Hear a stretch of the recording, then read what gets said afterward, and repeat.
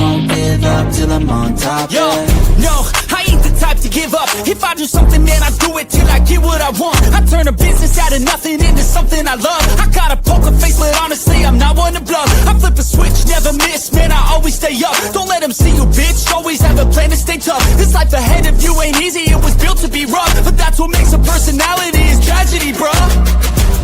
So keep your head on your shoulders. Now we ain't out here moving rocks, we out here moving boulders. What up, what up, what up, and welcome back to Pregaming here at Sports Money. It's Monday through Friday at 6 p.m. It's where you'll find me rocking it down, breaking down the card, looking at all the last-minute line movement, cash flow, splits, trends, injury reports, weather conditions, everything we need to try to find a winning card tonight. And it's a tough one tonight, for sure. The feature matchup has to be TCU and UNC. Chapel Bill, as they're calling it out there in UNC, making his college debut. And he's in the dog roll. We'll talk a little bit about that here. We've got 3 Major League Baseball games. We'll try to navigate this card for the 3 games that we've got left here. Seattle, Tampa Bay, Texas, San Diego, Baltimore doing their thing as well. So we'll see. We'll see if we can find some winners there. And then there's 2 games on the WNBA slate. So we will tackle both of those games as well with some spots, some trend spots there. I think that'll fit the mold here. Not the best start for me today, so I need to have a nice little bounce back evening to fire up this card and get it done. I hope everyone's having a good Monday. Happy Labor Day to everybody. Hopefully you guys are enjoying the day. Busy week. You know, this is a big fantasy football draft night for a lot of people that have not done so yet. We have not done so yet. Our fantasy draft is tonight, so I will be preoccupied. But we've got the NFL. How can you not recognize week 1 is here? It says 4 days. That's including today because we pop off live on Thursday Night Football with the Dallas Cowboys and the Philadelphia Eagles. We're back. It's going to be a lot of fun to go live for that game. It's going to be a first live NFL game, on a Thursday. But this week is full of programming and content for everybody. We've got, of course, the VB MMA picks. Ramon Scott Dana White Contender Series breakdown is out there for everybody to check out. Get ready for the Tuesday night live stream. It pops off about 8 p.m. 5 fights typically on those Dana White Contender Series cards. So we kind of hit it quick, talk about some other sports, and then get up out of there.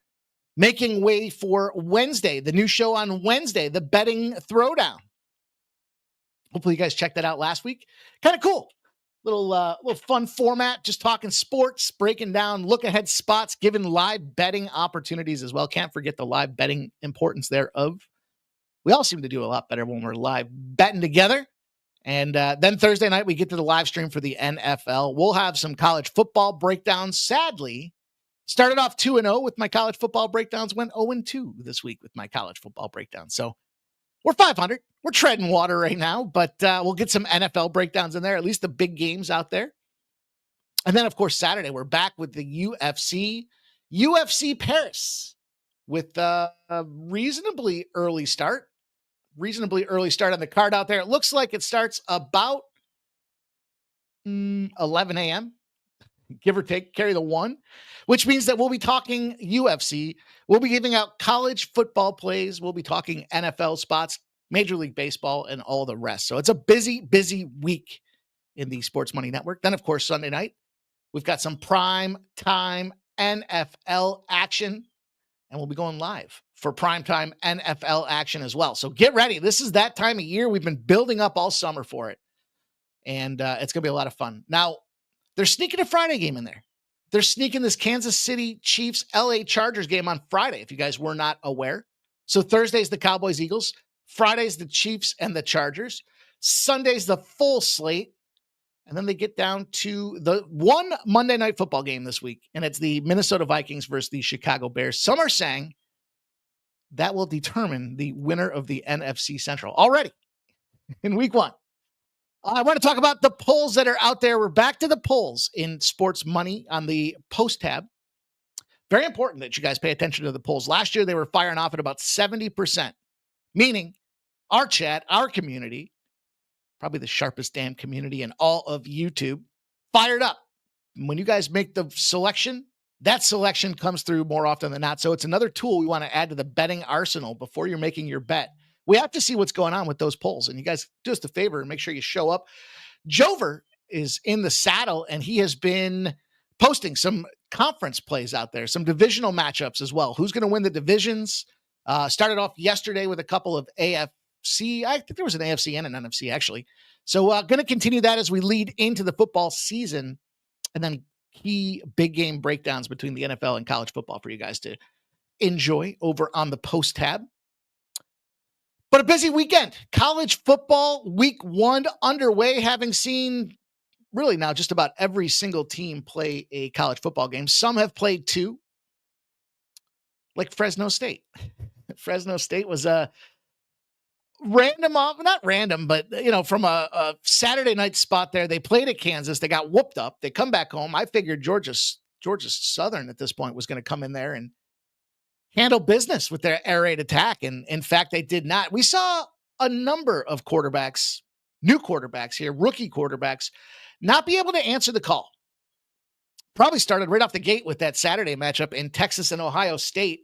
I gave a breakdown for that game. I said, I think it's going to be one of those spots where you have to see Arch Manning just put the team on his back and do it himself. And we saw a little bit of that towards the end of the first half. And then in the second half, it just couldn't be enough. I mean, he's certainly using the legs. He's certainly going to be a fun dual threat quarterback to watch. But look, big numbers on that Penn State Nevada game. I was talking about that game with MMA Jeff. He gave out the over in that game. And we were talking, and I said, I like Penn State. It was 42.5. Big total, and he was looking at the team total too. And we're just talking about what's more likely to happen. Clifford Franklin to blow the lead at the end of the game. And yes, that's exactly what happened. Clifford Franklin and squad. I know it's James Franklin. I think about Clifford Franklin from The Replacements, if you guys know what I'm talking about out there. 8 points for Nevada in that fourth quarter, and Penn State. Look, that's how close it is. I mean, 11 points. They're covering with 43 on a 42.5, and then that 8-pointer spoils the day. Clemson, LSU, a lot of talk about Klubnik coming back. And look, I think the big takeaway for me with that game was they talked about, what is this, year 4 now for why can't I think of the coach's name now? Brian Kelly for LSU. This is that time where you expect they've got their players in there. They've implemented their offense and their defensive game plans. As long as they keep that continuity in developing players, it's the players that Brian Kelly should want. His recruiting class is 100% in place now for LSU. And look, Cade Klubnik comes out there, win that first half, 10-3 first half. They go to halftime where you would expect Dabu Swinney to make the adjustments. No adjustments made. 0 points in the third quarter, 0 points in the fourth quarter, and LSU pulls back and gets on top 17-10. Did cash the Georgia Marshall spot. Marshall first half in full games in those games. Georgia just too big a number. That's kind of the offense and defense that team tends to run. Too many points for that. It was close. I think it was like the hook on both spots, the first half and the full game. And I thought for some reason the across the pond travel situation would compromise some of these teams, but Kansas State goes out there and beats up on North Dakota. FCS schools had a tough time, to say the least, when it came to college football Saturday. Big spot last night, though. What a fun game. Early half, first half had the under. FanDuel laid a crazy number. 26.5 for that first half. Everyone else was 24.5, but they were hanging on to the 26.5, so you got to take advantage where it looked like it was just raining sideways in that game. It was a rainy mess. Miami pulls off a 14-7 first half lead. Third quarter rolls around. They strengthen that lead, 21-7. Notre Dame, 17 points in the fourth quarter. Tied it up. Let Miami come all the way back down, kick a field goal with just less than a minute left. There was not enough time. And hey, how about them Gamecocks? Gamecocks out there firing. So what a fun time. What a fun Sunday, actually. 2 games in the afternoon and the evening yesterday. Trying to think if there's any other big spots that jumped off the screen to me over the weekend. I think UCLA pulled a little flat spot out there. I expected Hawaii dealing with some of those injuries after that first week to kind of do what they did, and they did just that. Oregon State got thumped as a big home favorite. What were they, 14-point home favorites? And they lost outright to Cal. To Cal? Really? That was an interesting spot too. But, the one thing I wanted to talk about was this concept, this component that I think we've kind of been early adopters, right? We talked about the importance of being an early adopter in leveraging technology and expertise. And look, we started doing this thing with the trends and the cash flow splits probably before the majority of the world recognized that it's important. And what do we have a lot of people say? Well, the public wins too. The public wins too, right? Listen, top 5 bet on college football games this weekend. Number 1, Texas +1. Loss. Number 2, Alabama -14. How could I forget to talk about Alabama and what we saw with Florida State? Loss. Number 3, made us wait. We had to wait till yesterday. Notre Dame -3. Loss. Top number 4 spot, BetMGM Clemson -4. We talked about that. Loss. At number 5, rounding out the top 5 of most bet college football teams in week 1, Indiana -24. Loss. 0-5. Start them public spots to kick off college football. So we got to keep that in mind. We do not want to be where the money is. Some early look ahead spots cash for us. Very important to kind of get in front of those trends of that movement. But by the time these games wrapped up and got going there, those lines were so tight. They had moved so much that it was play the other side or pass. Totally changes the breakdown. And I think it'll continue to move in that direction. So I see a couple of you guys commenting in the chat. Yeah, books cleaned up. And again, just a function of lines sitting out there for weeks. Now, the spots that I thought we did well with there, the offensive coordinator changes, OCs and DCs. We looked pretty tight with those. Where we expected the fail spot for me was like looking at Notre Dame and thinking about all that returning firepower they had. Same thing with Texas, albeit not necessarily returning firepower with a new quarterback, but look, Sarkisian blows big games. That's the thing, I guess. We knew that, but it is. Now we're looking at this TCU North Carolina spot tonight, and we'll talk a little bit about this here in a minute, but I'll tell you right now, that total is coming down like a rock, falling. Early look ahead for this coming week. Some spots you may want to be aware of. Well, you're going to have to stay tuned for that. Don't have all that just yet. Shout out to Lee Corso. Lee Corso fired off, he fired off a 6-pack. Maybe you guys heard about that. Lee Corso gets Ohio State, gets Tennessee, gets Florida State, gets LSU, gets South Carolina, gets Miami. Retirement card. And you couldn't do it any better if you were Lee Corso. So congrats and shout out to Lee Corso. Crazy afternoon. Now we do have a little bit of some fun this evening. Like I said, we've got some college football. We've got some Major League Baseball. I think I got a misprint on my, I think I screwed something up along the way. Excuse the typos. Baltimore, the Padres popping off here at 6:40 p.m. So we'll get there. We'll get this card started. But hey, welcome back into this full fall lineup here. And we haven't even started NHL or NBA yet. So I think we've got the right team in place to help you guys every day of the week. If you're looking for some live bets, you're looking for some breakdowns on the games, the right personnel in place to help do just that. And of course, you guys know the deal.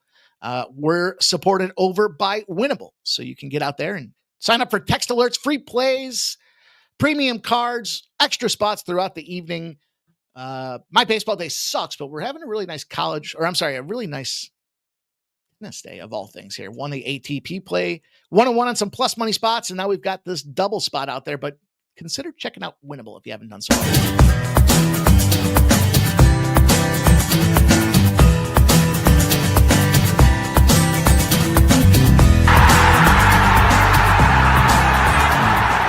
It's your boy, Mikey Money. I'm inviting you to join the Sports Money crew on Winnable. Get all of our premium best bet selections. For a low monthly cost, you get the very best bets delivered instantly to your phone by text the moment they're locked in. No delays, no missed lines, just the smartest plays at the best odds. We do the work, you get the plays sent straight to your phone right when you need them. Don't wait, don't guess, don't miss the line. Join the winning team today and start cashing tickets with Winnable. Always important to fact check and spot check our tools out there. Sharp betting report today. been firing. Sharp betting. I'm trying to pull it up here as I say it's been firing. Don't just take my word for it. Look, they are, in fact, sharp respected betting action came in on the Atlanta Braves. They're up 6-4. The Phillies game, well, that's a weird spot. There's a weird line there. Why are the Phillies sitting at plus 126, plus 132s, getting them live at plus 250? Felt like I was stealing here. They tie the game up now 6-6. San Francisco Giants had a big trend on the over today. 11.5 was a big number for a reason. It's 8-2 in that game. And some other spots as you kind of roll down the card. Let's see. Guardians took the L to the Red Sox, so there's a smacker for them. Couple spots, though, that are in play this evening. The Athletics was a big one out there. Plus 126 over the St. Louis Cardinals. And the Athletics come through 11-3.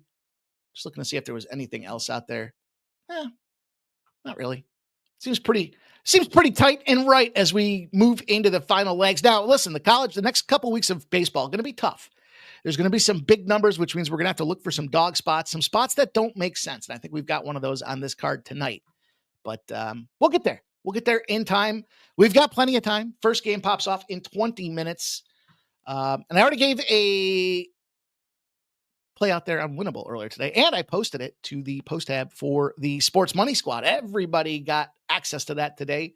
So you guys do want to make sure you're checking that stuff out. We're populating spots all over the place. If you don't have time to do the research and you're just looking for the quick spot to fire on and you're looking to get a little action in the afternoon, check it out. Check out whether it be the Win Club or the post tab.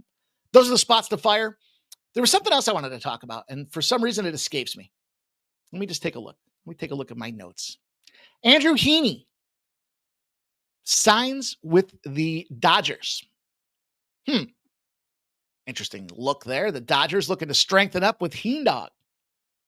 Furthermore, we've got Aaron Savale, wanted out, gets traded to the White Sox.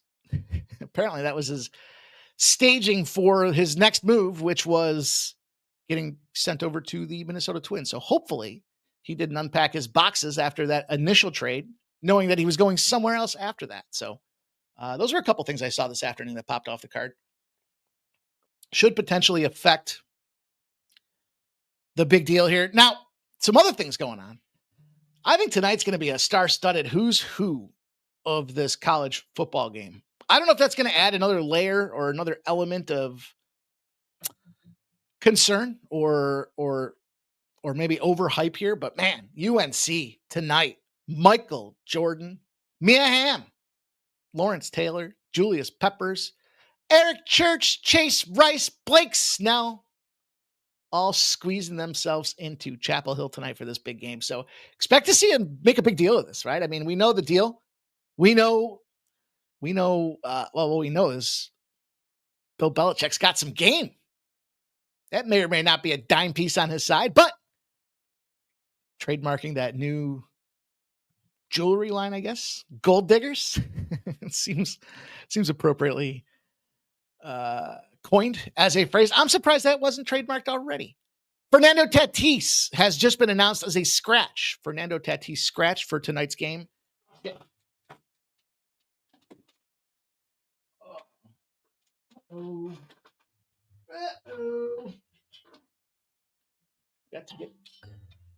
Got to get plugged in. Full night of action. I can't be unplugged. There we go. I think we're back to normal. I think we're back to speed. Okay. I'm ready to go. We don't have a huge card tonight, but we do have a card. So it is time to get to it. We got to get a lot of work to do here this week. A lot of games to break down. College football's back. That means that there's 150 games to take a look at for Saturday. The work starts tonight. And of course, finalizing the NFL card. So let's see if we can get to business here. A couple spots that I really like that will add to this evening card. Should be a lot of fun, though. I'm excited. I'm excited for football being back. I hope you guys are as well. It's time to smack that thumbs up button if you haven't done so already. The best way to support the Sports Money Squad is to help us grow this channel. Help us crack this code that is YouTube recognizing we're here. We're doing this thing on the regular basis, and it's as simple as a thumbs up button. It doesn't cost you a thing. Only takes you a second, and it helps us out a ton. So take a second if you haven't done so. Smash that thumbs up button.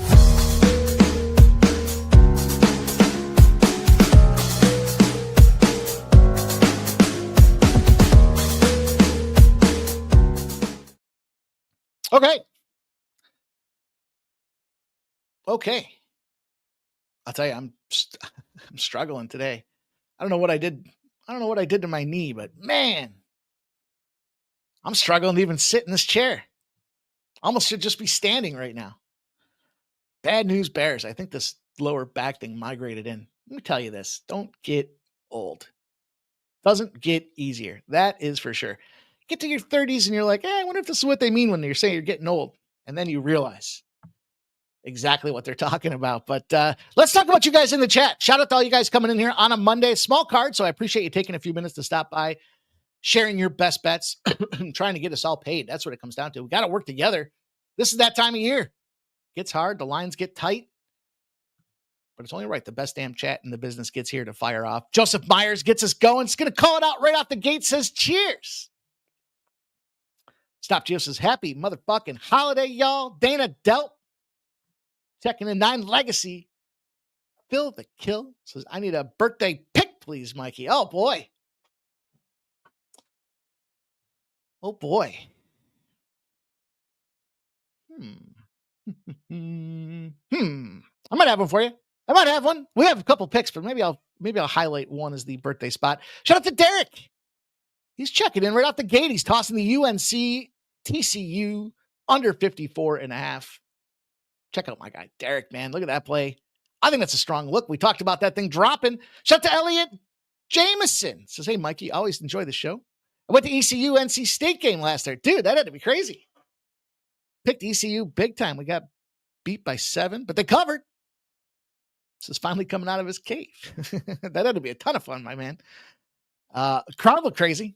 Looked like a lot of fun. Phil the Kill likes the TCU -3. Nicholas Handy's here. Elliot Jameson says, I bet UNC under. UNC and the under, I think. Phil the Kill says, Miami saved me from a bad Saturday. Let's go. Elliot Jameson says, I'll hit the thumbs up. She'll make some love. Appreciate that, my man. AJ's here. Says, corrupt ass Illinois taxing extra for every bet now. Yeah. Yeah, well, they don't want to have those dollar bets anymore, right? They got to pay a tax. They got to pay a tax, so you got to pay a tax. They're trying to stay them away from the fun ones, right? Like you wake up Saturday morning, it's cold outside, you're low start, and you're like, you know what? Let me just look at the card and I'll click a bunch of games, and then I'll go do some shit, and then I'll come back and I'll start watching some games and making some bets. Well, maybe that's a 10-legger. Maybe it's $1 to win 25,000. Well, probably gone are those days. I like to play those types of games. I still do them pretty regularly. Of course, I hit a big one last Saturday for almost 10 G's. That was fun. I did that live on screen too, if you guys will recall. Phil the Kill says, Beck looks so calm. I wondered what drug he was on last night. That's a good question. Joseph Myers says, Bama, Notre Dame, and Texas losing meant the books had a good day. It's interesting the flux that creates now for the number one. Look, there was some conversation. I told you guys the play to take in the preseason. Parlay Penn State football with Penn State hockey to win the national championships. You can slap the Eagles in there too if you want. I don't think I was that crazy. I don't think I was. I mean, we didn't see Ohio State or Texas look stunning. I mean, I would say certainly Ohio State, looked better than Texas. But look, Ohio State was home. And in hindsight, Ohio State was home. They only lost 3 games outright at home under the Ryan Day career. And I'm not a big Ryan Day fan, so that was impressive. Phil the Kill says, I'm sorry, Miami stole the spotlight. Florida State. Yeah. Yeah, I mean, yeah. It's funny because I have a friend that's a huge Notre Dame fan, and he knows how I feel about Notre Dame. But I still got at Notre Dame, so I was trying not to be biased. That sucks. Chris Warren says, books cleaned up. Elliot Jameson says, AJ, I agree. Big government gets enough of our money. Dude, it's like double taxation. Double taxation without representation cost a whole ship worth of tea to fall into the harbor, and Boston smashed, if you guys will recall. That was what, around 1772? Give or take? Bunch of gruffy colonials said enough of this double taxation without representation. We've had enough. I'm not sure if it has to get to that point, but Jay Main's in the house. Billy Kill says ESPN was propping Corso up with a broomstick by the end. It's Kirk Herbstreit's got to be the big winner in that situation. Kirk Herbstreit was like that guy's handler. You know how well, I won't talk about our former bureaucrats, but some of them need a handler when they get to a certain age, like walking a dog. And that was Kirk Herbstreit for like the last 2 to 3 years. So he looked like a good sport about it, but Kirk Herbstreit seems like he might just be a good dude to have a cocktail with, doesn't it? I don't know. Maybe it's just me. Chris Warren has not lost a bet today, my man. Good for you.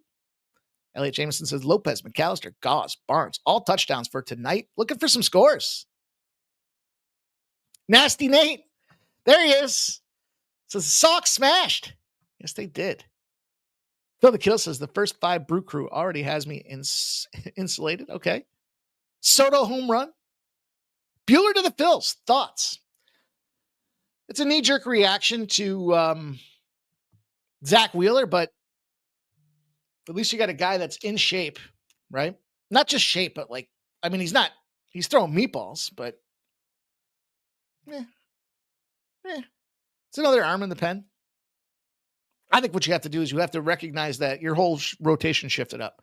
Your 2 guy became your number 1 guy and so on down the line. And when you get to 4 now, you might have to start getting a little more aggressive with some bullpen games. That's what I think is the situation there. Bueller's a low risk, high reward pickup. They aren't on the hook for much of that salary. I didn't even see if that was official. I didn't realize that was official. So you guys broke that news to me. Chris Warren already bet Western Kentucky and UNLV. Elliot Jameson says hit the thumbs up to get Mike's video up. Hell yeah. Appreciate that, man. Pacheco de Gallo says, Mikey, do you like Bublik plus 6.5?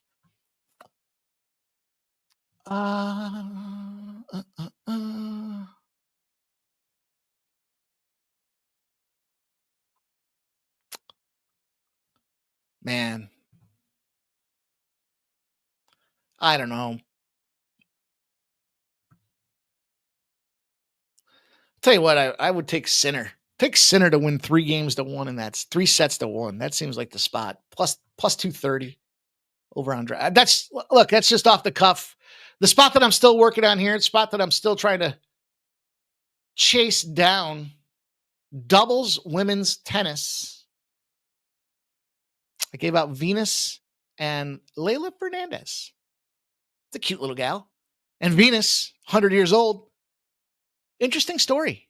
If you guys didn't see that, Layla Fernandez, playing partner, gets sick, calls out, and her dad was the one that suggested she reach out to Venus Williams. And at 45 years old, they're running. They won that first set 6-3. They're up 5-4 in set number 2. 30-15 are the points right now.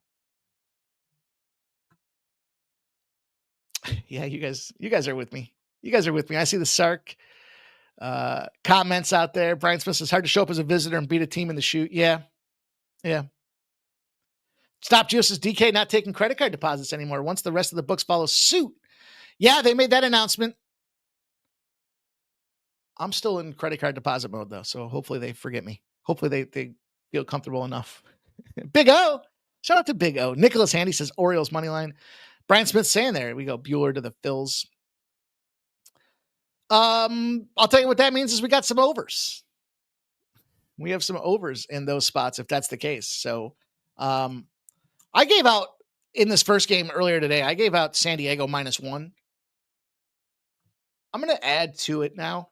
I gave that out. I posted it on the post tab. Everybody had access to it, so you could see it with plenty of time. But the under 7.5. And in fact, you know what I'm going to do? I'm going to parlay now San Diego with the under 8. Let's buy me back up to 8 in this spot. What was the number that I got on that? Let me look. Again, I already have the -1. My thought process, it's plus 162 to pull these two together. So in essence, what I'm looking at there is if San Diego can somehow at least hang on to win the game and it stays lower scoring, even if it's like some miraculous comeback. I mean, Baltimore, those bats are inconsistent, but it's -175 on the San Diego money line. So this kind of just gives me that opportunity to say, all right, that's essentially, it's kind of like taking the -1.5 to an extent inside of there. Because again, we got the 1 for the push and then San Diego in the under 8. When I was looking at a couple of these spots, the biggest thing I was looking at here, we have Dylan Cease going. Hard not to recognize what he's doing out there. He strikes him out. 30 strikeouts in 23.2 innings, holding it down to 13 runs. So he has shown as we get later in the season that arm's showing a little fatigue, and we're starting to see some runs on there, but it's like feast or famine, right? It's just 17 hits, I believe was the number over that span of games. So the Orioles are still ranking out high in strikeouts. They're still showing lack of plate discipline with 6th in Major League Baseball. And the question is, what are we going to see from Kyle Bradish? I guess that'll be the determining factor. I just like Baltimore to get shut down in this game here. Look, Baltimore's 8-0 to the under if they had 3 or more overs. I'll tell you this, there were some great trends that entire series against San Francisco to have unders. Everything was an under. I think it was 3 straight days, 3 straight overs. They bludgeoned the overs. The thing is now, with this trend in the 8 straight under, or after 3 or more overs, the under has hit 8 straight times. It's the average. They're averaging 5 runs a game in those spots. And why wouldn't Dylan Cease, if they're averaging a lower scoring game, be the guy to go shut down a team that's striking out like crazy? San Diego's got 10 straight unders. Home favorites, a total less than 9.5, coming off a loss as a dog. In other words, they bounce back.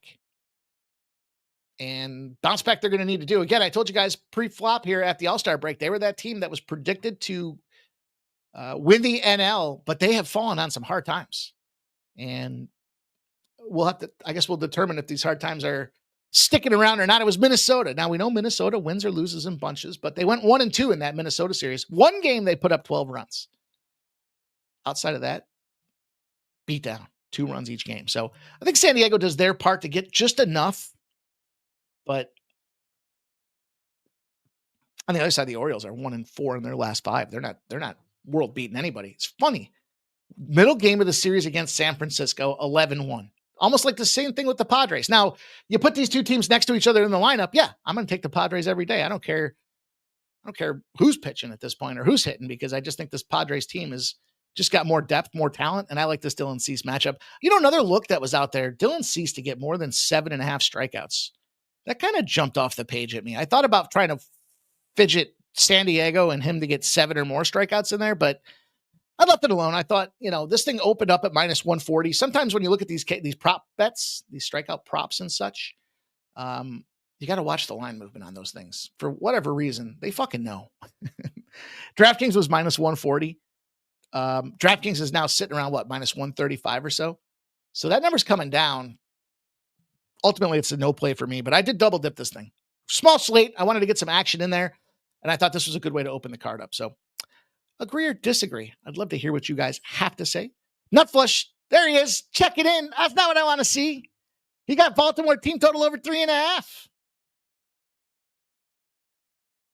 See, I'm with Chris Warren, though. He says he can't trust them bats. That's going to be the challenge.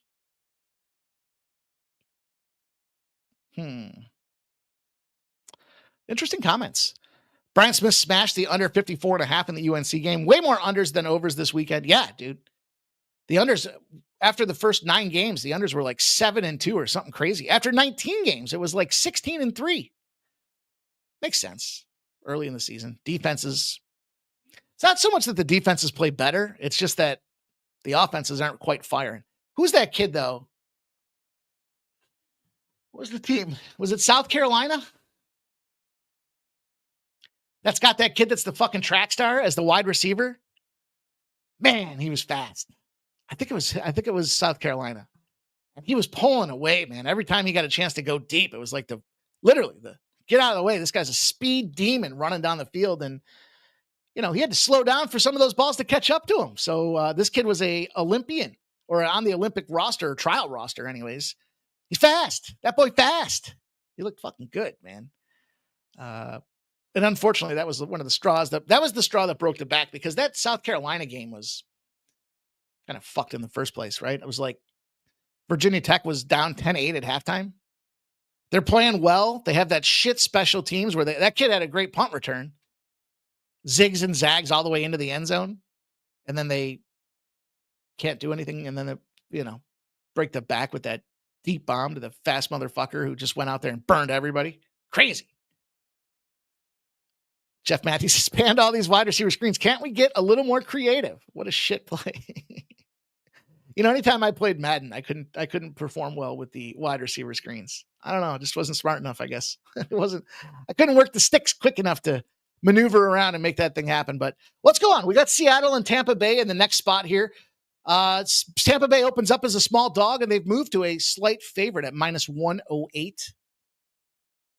You have 67% of the bets and 65% of the cash on Seattle Mariners. Total of 8's moved to 8.5. 90% of the bets and 93% of the cash are on the over. It's Boz. It's Shane Boz. It's Luis Castillo on the bump on the other side of this thing here. There's a couple spots here that I was looking at. So we know with this Shane Boz situation, his last start was the one that we faded all over, right?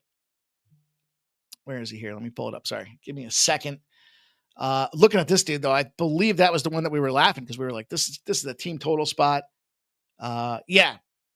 I guess he went 6 innings. It wasn't as bad as I remember it being. It was the start before that. 6 innings, 3 hits, 3 earned runs his last game. But the one before that was 3 innings, 7 hits, 6 earned runs, 5 homers. That's the one we laughed about and said, 5 homers, dude. What? And so it's interesting to see this reverse line movement on the total here today because all things tell me the initial starting line was the smart line, meaning, when there's a better team favored on the road to open a series, that kind of goes back to the starting pitching. That team ends up winning 70% of the time. The reason that they do that is because you look at Tampa Bay trotting out a Shane Boz, and you look at Luis Castillo on the other side. How about Luis Castillo? If he allowed at least 3 runs his last start, he bounces back to a perfect 11-0. So you got Castillo in a bounce back spot. You got Boz in the inconsistent arm looks tired situation. And it's got to be an overlook in this game. You got to consider this thing when you look at it now.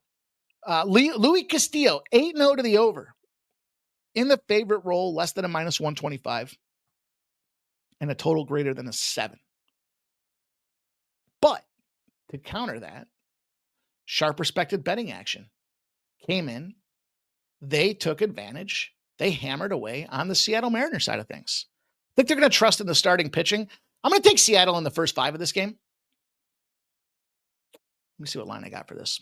I just want to get involved with the Castillo versus Boz matchup here. And I'm cautious about the first 5 because the full game has kind of come down here. But, Seattle opening up at that -110 here. But look, when you start looking at first 5 numbers, I think you can get a reasonable price tag here. -106 seems fair. Seems fair to take 5. Not the -0.5, not the +0.5. I expect that Boz leaks out 3. And maybe it's a 3-1, 3-2 first 5 type of innings. Maybe that innings it's on its way to the over. I'll tell you what, if it is 3-2, well, I'm in my fantasy draft. I'll be looking to fire on that under live. If I can catch a 9 would be the key number for me in that spot. So Seattle, I got the first 5 for Seattle. I got him at -106. I think that's a fair number, fair price tag to kick off game number 2 for the Major League Baseball card.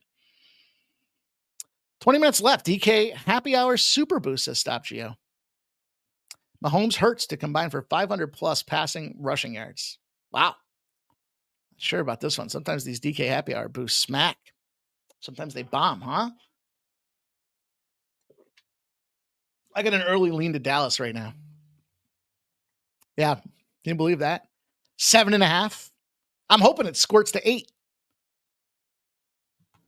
All the money in the world coming in on the Eagles right now. I haven't locked anything in officially yet, so I'm just sharing with you my early look. My early thought in this game is, why can't Dallas come out there and cover 7.5 points? And again, we're starting now at 7.5. Now, we just saw this thing tick down. It was 75% of the money. Now it's 72% of the money.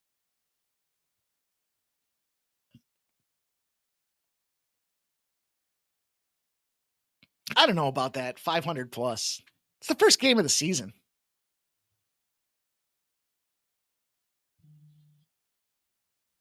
There we go. Nutflush agrees with me. I love the team total whisperer coming through here. It says, Book's hanging at 4.5 at only +110 tells you all you need to know. Seattle putting up a crooked number in that Little League Park. I love the fact that it's that Little League Park as well. Chris Warren says he already bet it, 7.5. I think that's going to be the play. I'm going to have to get a video out there, I think, for that. There was a couple things I was waiting for. But early division dogs bark, man. 130 and 66. Star player traded trend. Micah Parsons? Is that the star player you're referencing for Dallas?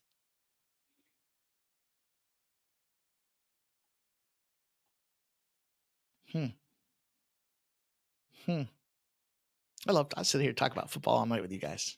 Prefer to have some bets made. I don't have anything laid out yet for the NFL. Like I said, we finished the season. Let's not forget the preseason.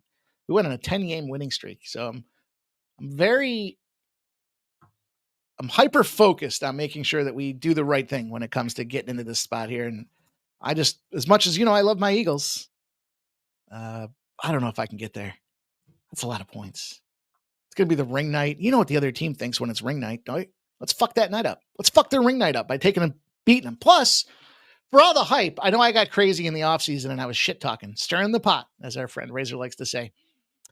When I talked about just how inept Dallas is when they with T scumbag. What's his name there? Who's the scumbag for the quarterback? Why can't I think of his name?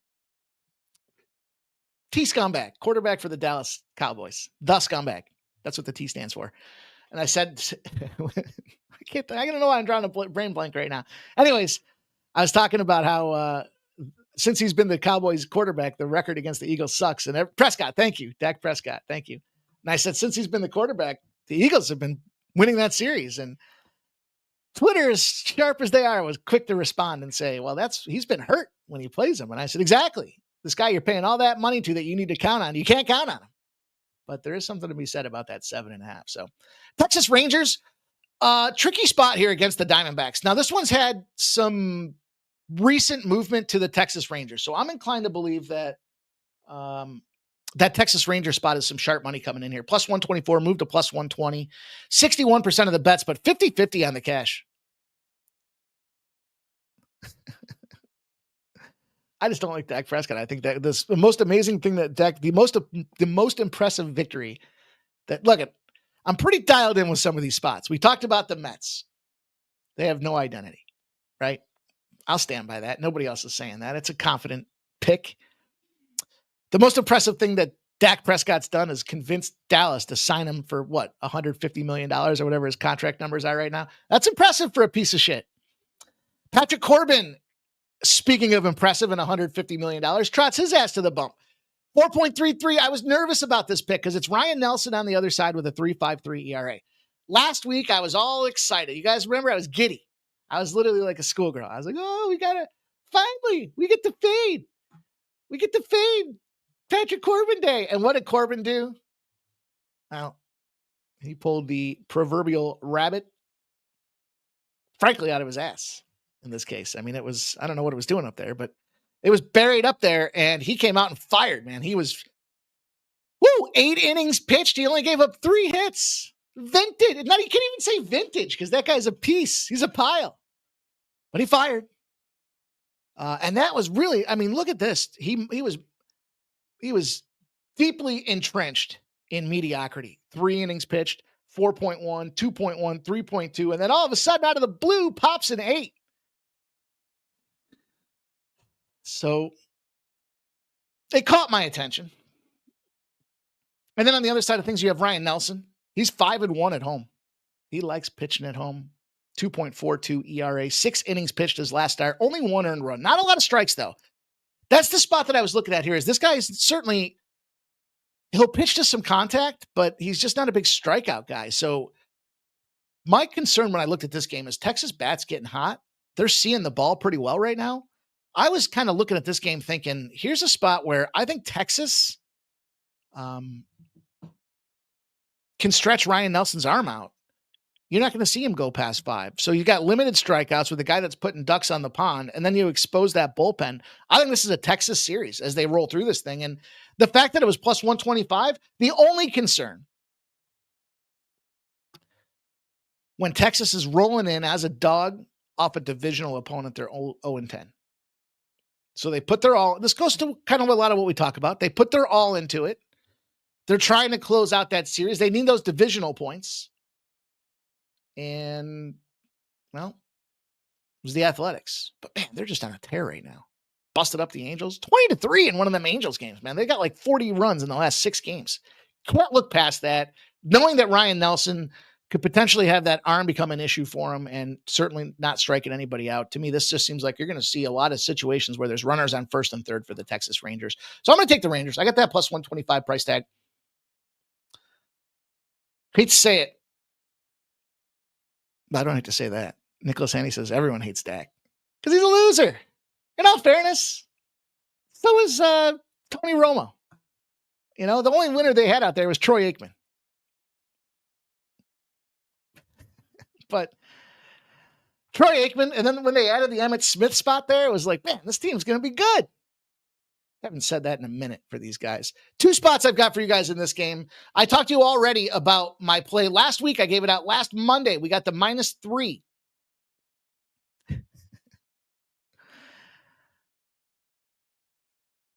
Chris Manrique says he heard the Cowboys starting running back touchdown is plus 400, huh?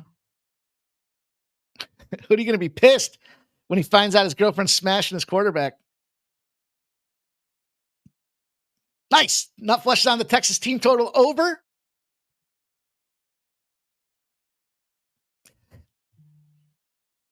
I could have won a Super Bowl as a quarterback with that team, Mike. I couldn't with my knee in the shape it is right now. I'll tell you that. So you got this thing opened up at -3. It's starting to move to 3.5, starting to see those 4s, 58% of the bets, 59% of the cash on the TCU side of things here. The narrative, everyone's talking about the hoodie. Chapel Bill. How are they going to lose? They're not going to lose. I liken this to Brian Kelly. Look, Bill Belichick's finest work is nabbing that dime piece he's got. He's old. It's going to take him a minute to establish, and let's not forget how things left when Tom Brady left. You want to have the debate, was it Tom Brady or was it Bill Belichick? Started watching that Aaron Hernandez show, The American Murder. Pretty good to start. A lot of narrative about the way that Aaron Hernandez swung the bat, I guess is what I'll say. I'm only 1 episode in though, so we'll see if it straightens itself out. It's a little too much for me. A little too much. But I do think in this case here, we talked about this before. The big trend that was overarching for this thing was the double revenge factor. Double revenge team that's a road favorite. Opponent had less than 4 losses before week number 5 of the season. So early season stat. We've only found a few of these, but they've been pretty sharp. 22-8. Against the spread in those situations. The average line, 7. It's actually 7.2. And the average covers 5. So it goes back to what I talked about last Monday. A week ago Monday, roll the tape back. They're suspecting TCU thumps these guys by 12 spot. Is what the number shows anyways. So 3.5, your call if you want to buy up to it. I suggest buying up to the 3. We'll talk about this, I guess, more as football season rolls on. And some of you guys are looking at the teaser. I'm not mad at that either. It's just you're brand new, and everything you're doing is brand new. And how can you not be distracted? Remember all the I mean, you'd want to think that Bill Belichick's headspace has got to be, let's get all this shit put to the side and let's go out there and just play football and get back to the field where things matter the most here. But I just can't. I can't just jump in on North Carolina. If North Carolina wants to pull this upset, this is like the 6th highest bet spot. So just think about that with the number 5, the top 5 that I gave you guys earlier at the start of the show. And it's an island game. So you got to be concerned when everyone's betting on the island. Where do you want to play? I'll tell you the other spot that I added here today was the first half under 27.5. So I gave you guys the 3 last week. I'm going to take that first half under. The problem that we're seeing here, 2 things. One, we're seeing 82% of the bets and 78% of the cash on the under in this spot. It's gone from 58.5 to 54.5. In that same double revenge spot, the under's close to a 50-50, but the average points are 56. So we're now down enough that we're right in that spot. So can I take the full game under? I'd be concerned. I'd want to have the teaser with the under so I get that 6 points back. But I'm comfortable enough with the first half, cutting that number in half, expecting a slower start, as you guys have eloquently pointed out. A lot of these fucking games have started out super slow, super low. And I wouldn't be mad at either side's team totals under in this first half. Just learning new systems, new format, especially for UNC. But I just can't. Any way I look at this game, I can't see UNC coming out here bombing them all over the field, especially in that revenge spot with returning players on the TCU side of things. I'll lay the 3, and I'll take that first half under 27.5. Roll it up there. 2 WNBA games. We'll shut this thing down. About to get the draft order for our fantasy football league. Phil the Kill says, I'm interested to see if he will cut an NC hoodie up. Nutflesh says, NC, the numbers came through today and said it was the number, because now it's had extra time. So I don't know how you want to variable that thing.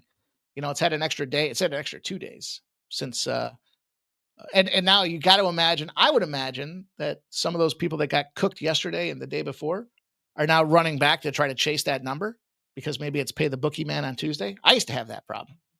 Pay the bookie man day on Tuesday. So I don't want to be there.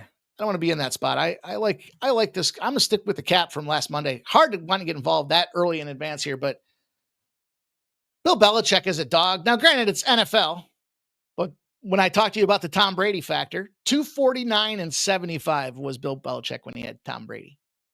Without Tom Brady, he's 83 and 104. So his numbers dropped down almost 30 points. Do with that what you will. I'll tell you this. Some big money coming in. I guess we'll have to see how it materializes. It looks like 78% of the bets and 71% of the cash at BetMGM are saying Bill Belichick and the hoodie are going to win outright, which makes sense. Meaning he's not likely to lose by 1 or 2 points. They're likely to be on the 3 side of it, just like we saw last night with Miami. But what they've done is they've moved that line from plus 130 to plus 145. So 78% of the bets, 8 out of every 10 tickets being written, money line for UNC. They made it more attractive to bet it. I'm going to take my chance. I like that first half under. I like that spot. Let's talk some WNBA real quick. We'll get you guys up out of here. Dallas Wings, Minnesota Lynx. Too many points. We've seen teams. The biggest spot for me in this, I'll just keep these quick here. We'll just talk about a couple of these real fast, and then we'll put this show on ice for the night and get you guys back here tomorrow to do this thing with us here. But Dallas Lynx spot. Teams coming off a loss, they're in the dog roll and they get outscored by their opponents. Those teams do fire away because the books don't know how to index them. They're 202 and 167. So the books challenge, and frankly, now even more so than ever with college football being the number 1 draw tonight and some afternoon baseball, their number 1 challenge is what do we do with the Dallas Wings team that continues to get thumped? They're 9 and 31 on the season. They've lost 4 straight covers. Well, 15.5 wasn't enough at Atlanta. And the challenge that I have is when you play the Lynx at home are a defensive juggernaut. We've seen them be vulnerable. They've lost to Atlanta. Atlanta seems to have their kryptonite, but they're a defensive-oriented, get in the paint, shut things down position. And that's where the Wings do like to score their points. So it does concern me a little bit, but 18.5 points is too many. And this trend that I'm talking about, 202 and 167, suggests a average line of 10.5 points. We're getting 18.5 points now because we're in a position to take advantage of the books. They got to put a number on it. They got to do something to draw some action. They think the Lynx can win this thing by 14, 15 points. I don't disagree. I'm not going to come out here and say this is one of those wrong team favorite spots, but I'm going to take the 18.5 points. You bet your ass. Way too many, especially with a 202 and 167 trend in our corner. WNBA's done it nice for us here. This next one, maybe less than fan popular. The LA Sparks and the Seattle Storm. I think we've seen the Seattle Storm have shown some vulnerability, to say the least. This line opened at 6.5. It's moved to 8.5. So there is some movement on the Storm side of things here, but they've had some trouble. They've had some trouble with, back when Atlanta was running red hot, they can't figure out a way to handle the fever. They came back. They had 5 straight road games, the Seattle Storm. They come home. They take care of Chicago. 79-69. You got an LA Sparks team that we know scores points. Problem with the Sparks is they've gotten so many overs, the books don't know where to index this one. And so we've seen the number come down a point. 174.5 to 173.5. And we've got the Sparks running on 4 straight unders. So natural inclination would be to look at this team and say, the Sparks are 12-7. I'm sorry, 12-6 to the over when they're on the road. And the Seattle team's vulnerable. I like the team total in the first half for the Sparks. Because I think what happens is we see they flatline. And this thing's going to show like 180. It's going to be live for 180 all game. And then somewhere in the third quarter, it's going to flip and you're going to see like 166. So I don't mind the Sparks first half team total over. But did I write the... Oh, I didn't get the trend in there. My bad.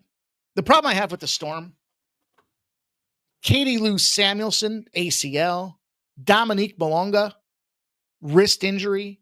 You're just taking a lot of depth out of this team. And so when you're struggling as it is at home, coming back, you played the Sky. You got clearly a step-up game. The Sky are fucking horrible. And you got a Sparks team that's fighting and fired up for a playoff spot. So I think the Sparks do show up with a little bit of defense today. And I think with that missing the absentee on the Seattle Storm side of things, I like the under in this game.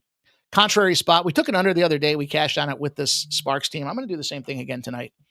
Take the under 173.5. And we're at 7 on the dot. So it's time to put a bow on the show. If anybody's curious, let's see what my draft order is. Let's see what my draft position is. I don't like that it only comes out an hour before the draft, but I guess it gives a neutral playing field to everybody. Pick number 3. No.